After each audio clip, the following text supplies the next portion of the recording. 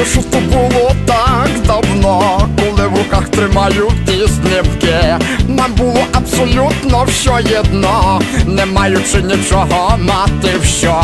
За гроші накупити тільки час, він всіх нас методично поділив. Когось він опустив, когось підняв, а я на кого взагалі забив. Старі фотографії на стіл розкладе, дитячі історії смішні розкаже. І справжнім друзям не забудь подзвони, бо добре чи зле з тобою завжди вони.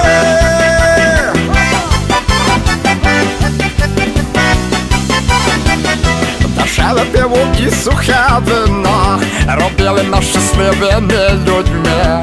І ніби чудо польське радіо нам відкривало той незнаний світ. Ми жили всі так, ніби то був сон, і можна бути вічно молодим. А залишивши тільки той альбом, а мрії розлетілися як дим. Старі фотографії на стіл розкладе, дитячі історії смішні розкаже.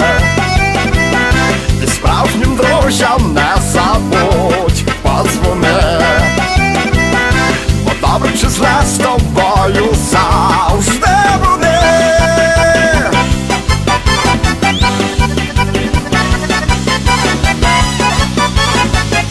Ми грали примітивну музику, так часто, що пробило до сліз. Чекали, що прийде такий момент, коли під ноги впаде цілий світ. Години вперто роки рахував, і кожен так як міг, так і зробив. І тільки в тим альбомі всі підряд ми будемо такими, як туди.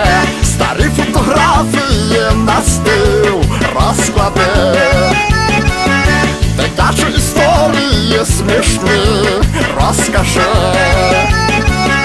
І справжнім друзям не забудь подзвони, бо добре чи зле з тобою завжди вони. Старі фотографії на стіл розклади, дитячі історії смішні розкажи.